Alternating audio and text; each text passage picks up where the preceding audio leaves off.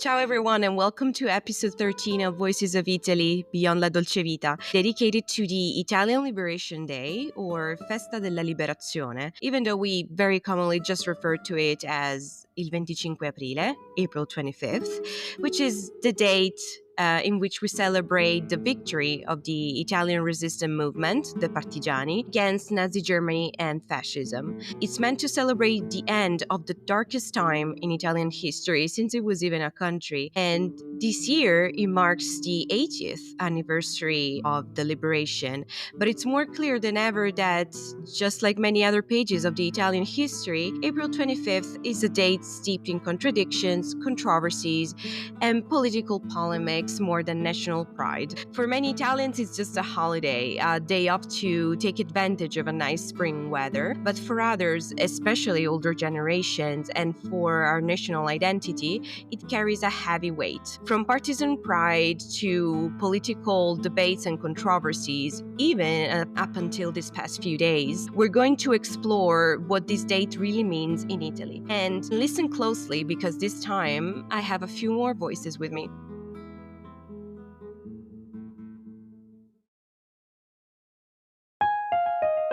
Italy is one of the most iconic countries in the world. But what does Italy mean to the world? What does it mean to you?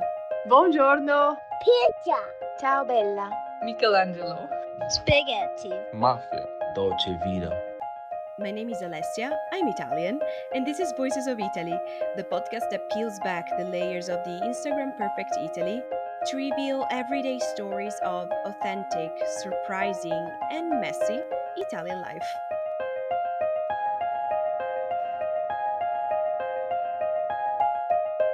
So, unlike the impassioned pride for our food and cultural heritage, Italians do not necessarily also show to be patriotic. I don't hear nearly as much "I'm proud of being Italian" as I hear "our food is the best in the world" kind of statement.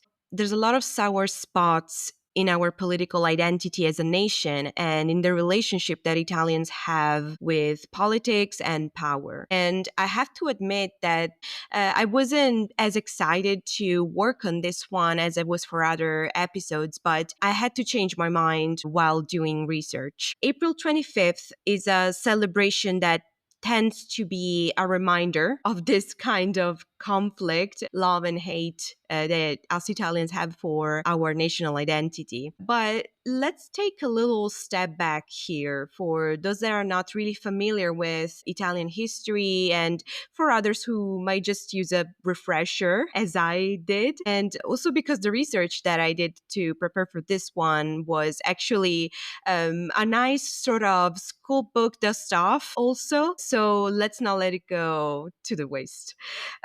So what are we actually celebrating? April 25th, 1945 marks the beginning of the end of the Nazi fascist occupation in northern Italy.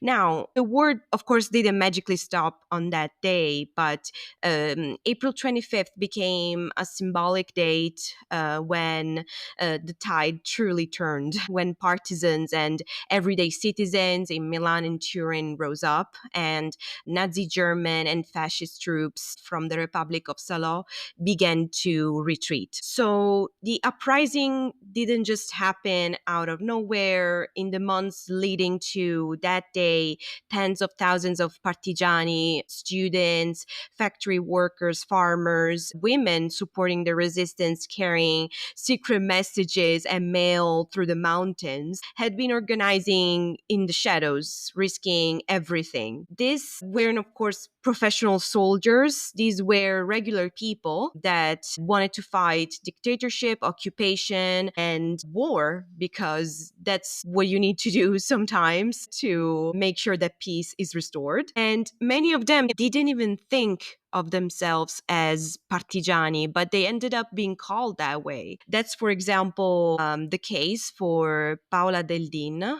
which is a former member of the resistance, now 101 years old. By the way, a badass one. She was the first female Italian parachute jumper, and her battle name was Renata, in honor of her brother who was killed in the war. And as I was saying, when she tells her story, Paola always wants people to know that she fought and she risked her life for everyone, fascist Italians included, for the freedom of everyone. That is the spirit of the resistance left to future generations. But going back to our history background, in April 1945, the Allied forces launched their final offensive in northern Italy, moving through Piemonte. The Germans and fascists were already crumbling, demoralized, outnumbered, and running out of options. And on April 10th, the Italian Communist Party gave the go ahead to launch the final attack. And a few days later, the Committee for National Liberation of Northern Italy, made up of anti fascist groups from across the political spectrum, really, they were not people necessarily on the same side from a political point of view, called for a general insurrection. The resistance exploded into action. Bologna was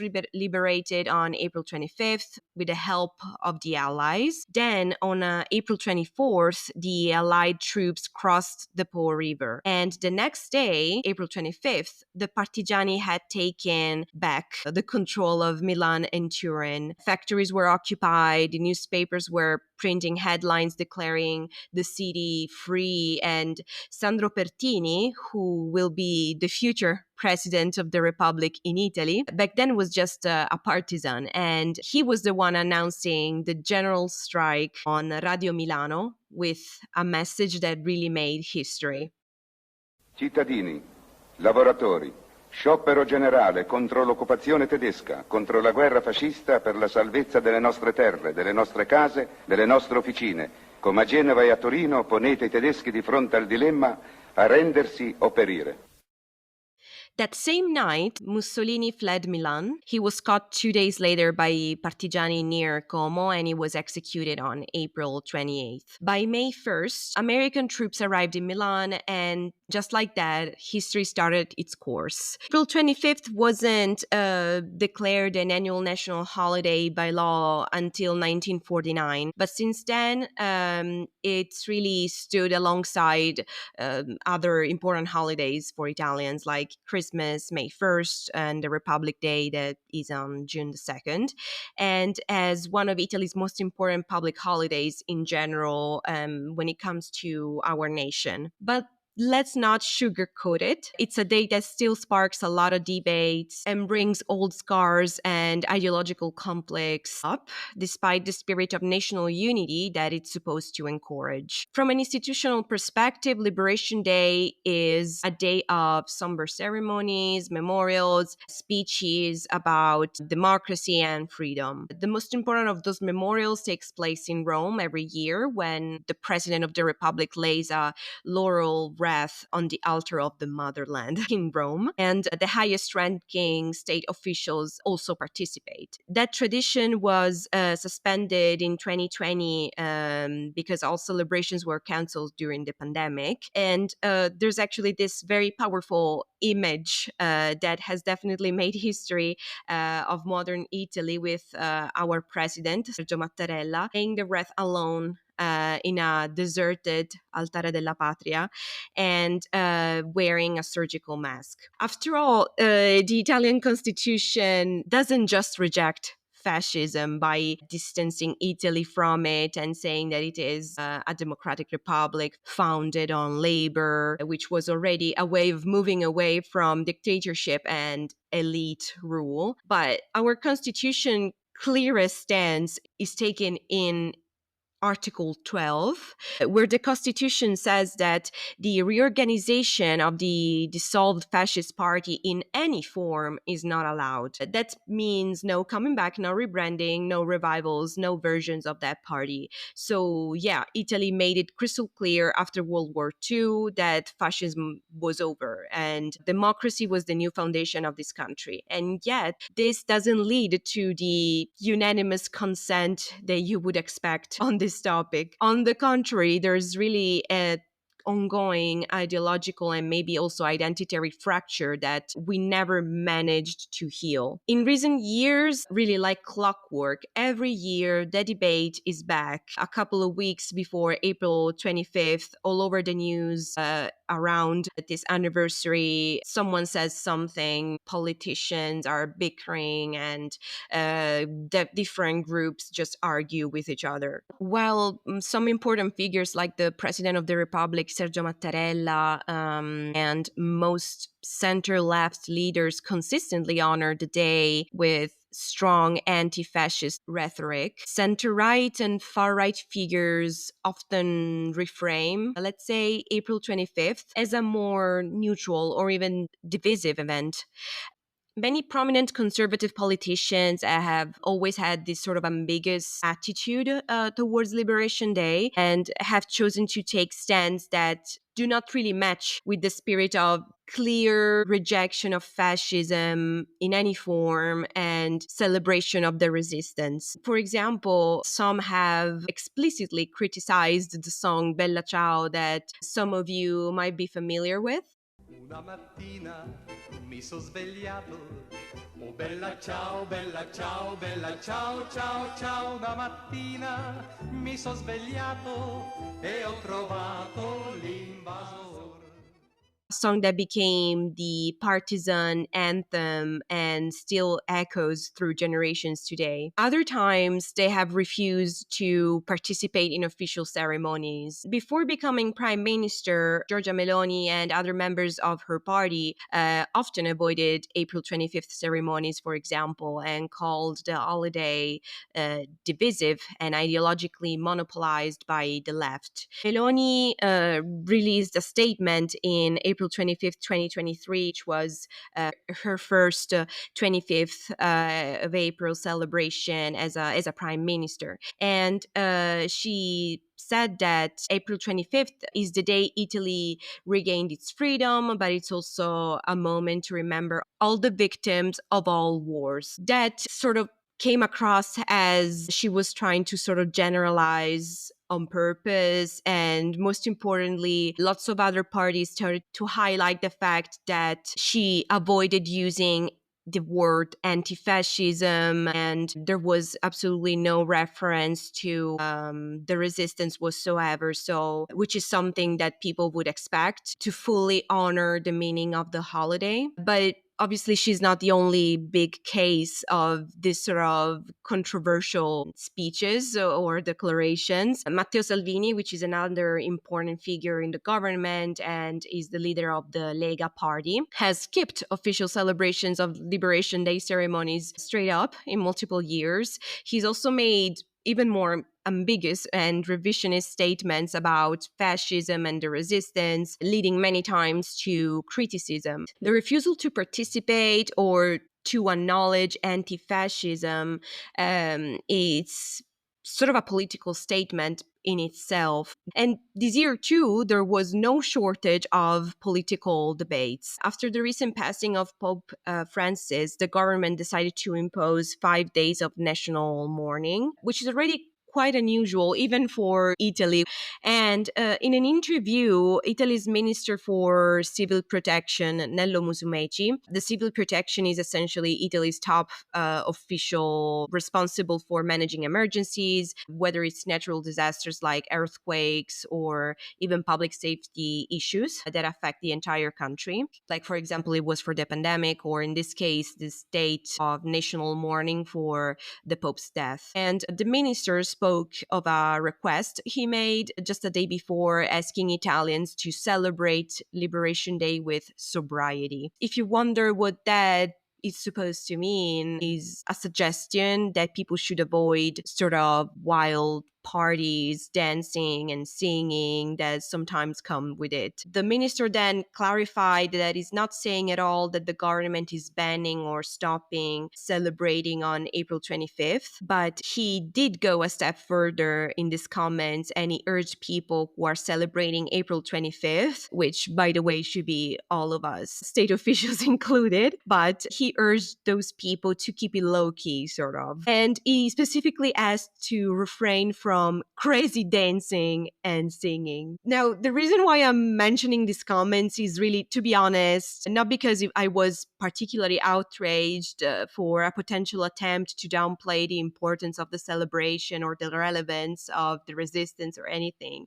It's just that I see in this kind of statements some sort of paternalistic attitude that Italian politicians sometimes have in their communication to the Italian people. And like in this case, I don't know, it feels like he's talking to a class of 13 years old that are celebrating some new modern holiday that he doesn't understand. And so he's just telling them to not to mess the house up too much. That's how it feels to me. But this is another story and maybe another episode about the political discourse in Italy. In any case, one of the reasons that April 25th still sparks so much tension in Italy today isn't just politics or ideology. I think it's also another demonstration of how much of a family based kind of society Italy still is, because that strong political sentiment depends a lot on where you grew up, what your parents or grandparents believed, what kind of history you were told at home. And an example is also from our own political class. In 2023, for example, the president of the Italian Senate, Ignazio La Russa, it's one of the highest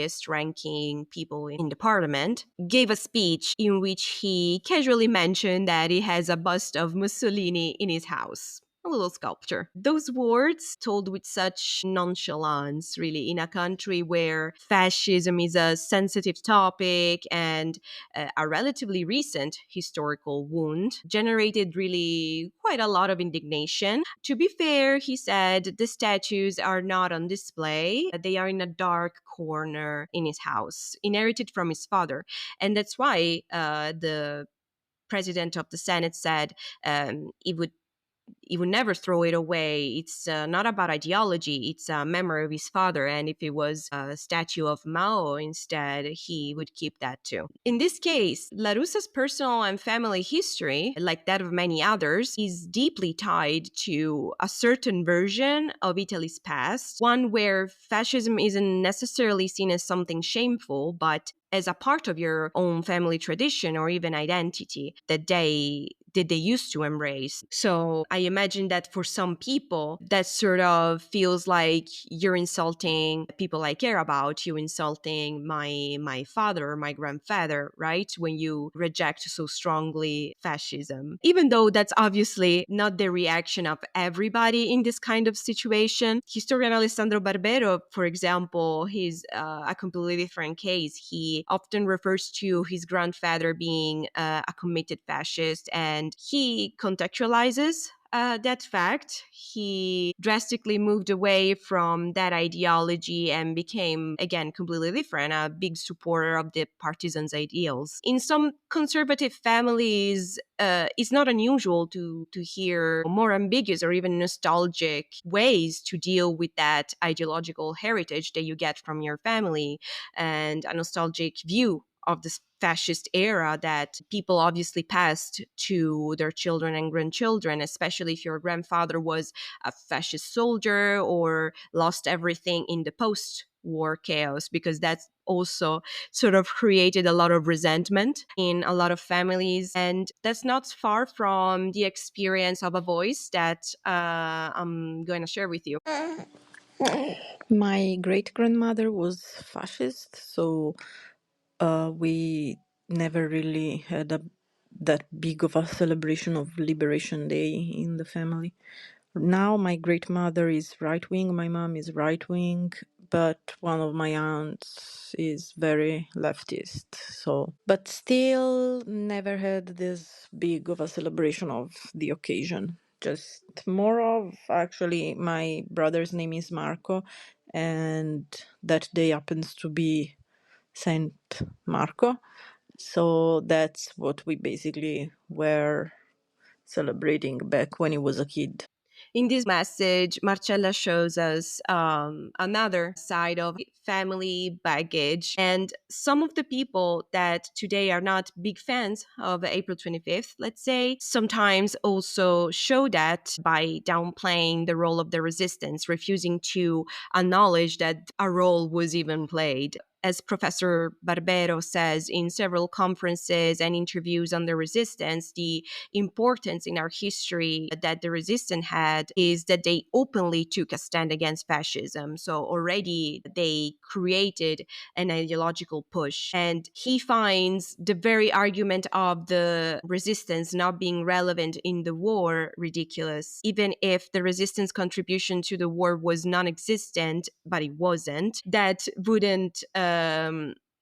wouldn't justify leaving it out of history. One of the main merits that the resistance actually had was not at all something like winning huge open field battles, but it was about the ability to keep German forces busy with surprise attacks and guerrilla warfare. Eugene Dolman, a German diplomat and member of the SS, wrote in one of his letters that among the European capitals that the Nazi Germans had occupied, Rome is the one where they had the hardest time. And that was due to the partigiani activities there and caused the death of thousands of people due to German repercussions. They started to hunt the partisans down and torturing and killing anybody that would help them or that was suspected to be helping them. Lately, there has even been a little more research on the so-called internati militari italiani, so that part of the resistance, or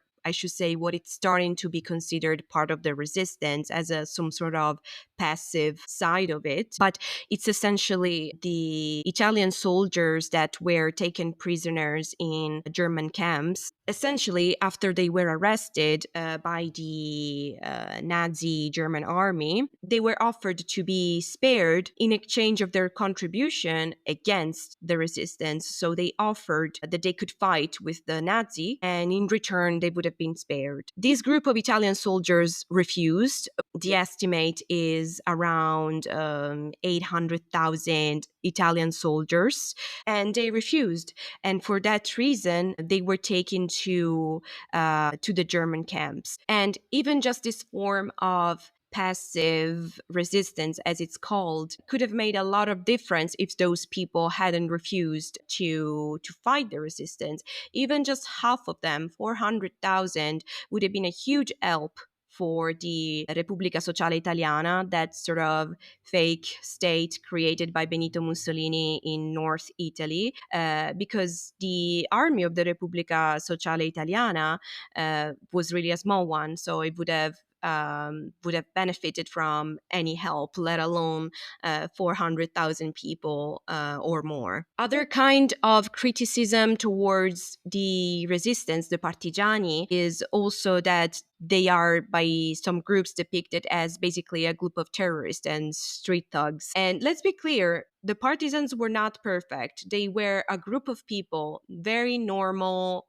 people, as I was saying before, students, workers, politicians, but really they were a group of humans in wartime. So, yeah, some of them were communists. Some of them disagreed about even what kind of Italy they wanted to build, what kind of Italy should come next. They were not at all united from an ideological perspective. And the only thing that united them was the will to resist and the refusal to accept fascism. So you can find bad apples in that group too, no doubt. It's just one of those cases where, as Alessandro Barbero says, there was a clear good side of the war and a clear bad side of the war. As I was saying before, even the song Bella Ciao is controversial, which might come as a surprise to foreigners, became a worldwide anthem thanks to the Netflix show La Casa de Papel. On TikTok, Bella Ciao became viral. Makeup tutorials, aesthetic videos, they made even anime clips with Bella Ciao. It's crazy. But in any case, Bella Ciao has become really another of those points of controversy. Some more conservative politicians in Italy have, even these days, with the whole 5 days of mourning, some towns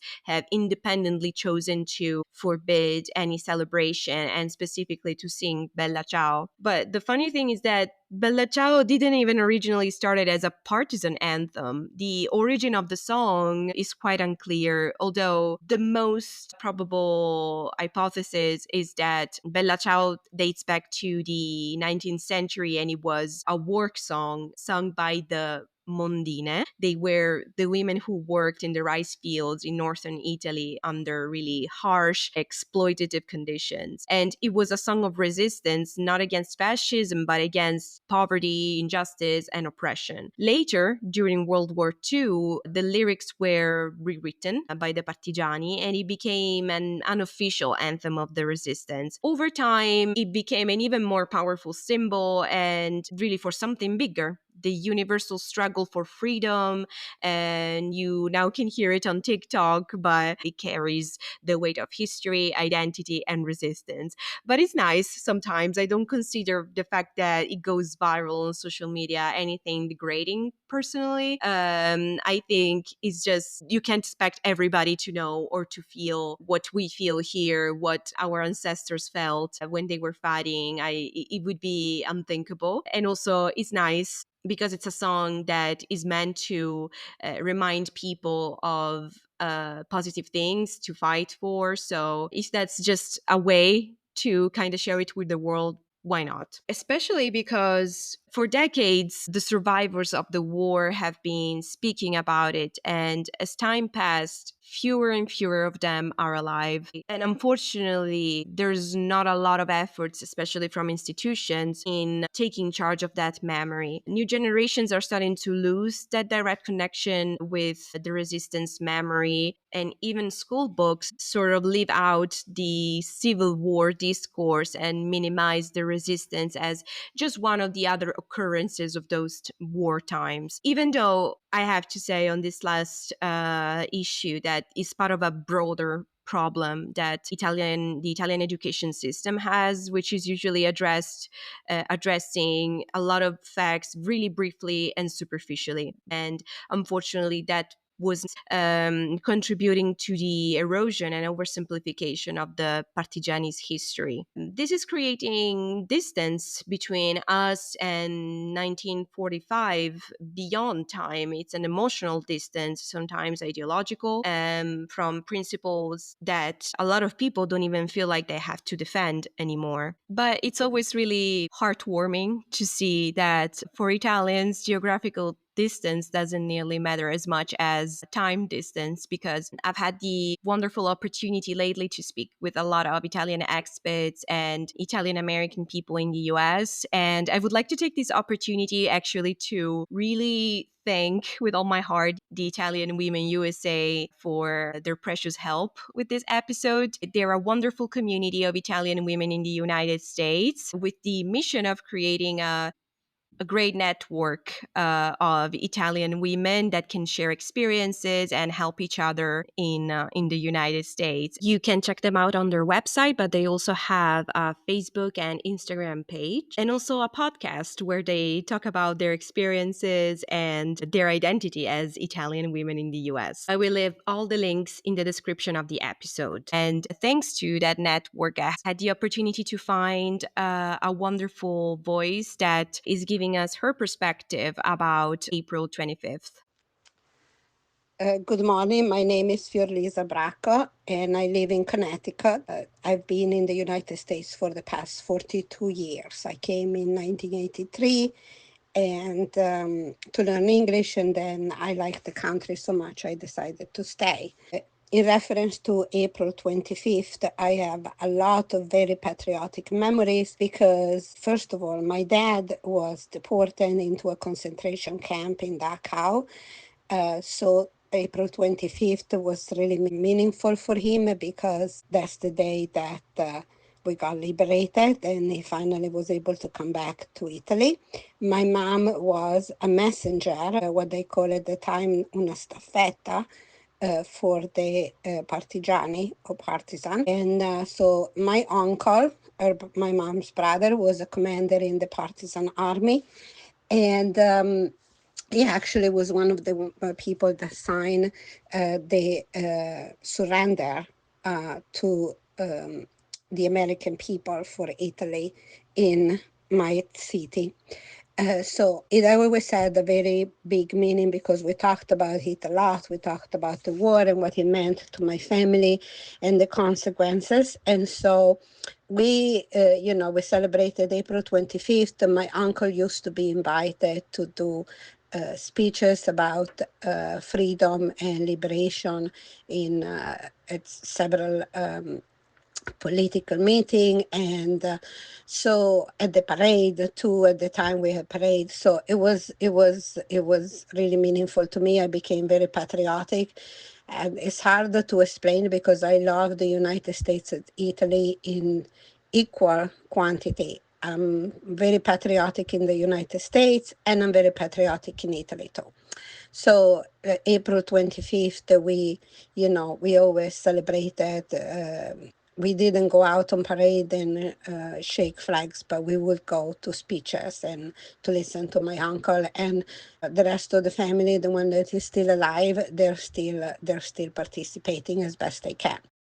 This story, I have to say, definitely made me think a lot of how much people care. It's absolutely moving how strong that Italian identity is, sometimes even stronger than the rest of us being here, because we miss our country, and it makes us really realize how much we care about that heritage. And I think the 25th of April is one of those big dates that when you start looking at the Italian identity, you really cannot leave it out. It's such an important page and such an important foundation for the country we are today. There are also, though, a lot of people that are really making an effort to protect that memory, especially when it comes to the heritage of the Partigiani. There's, for example, this beautiful project, Memorial of Italian Resistance, which is sort of a public archive. It was born from a project in 19 from the journalists Laura Gnocchi and Gad Lerner, who've put together this archive in collaboration with the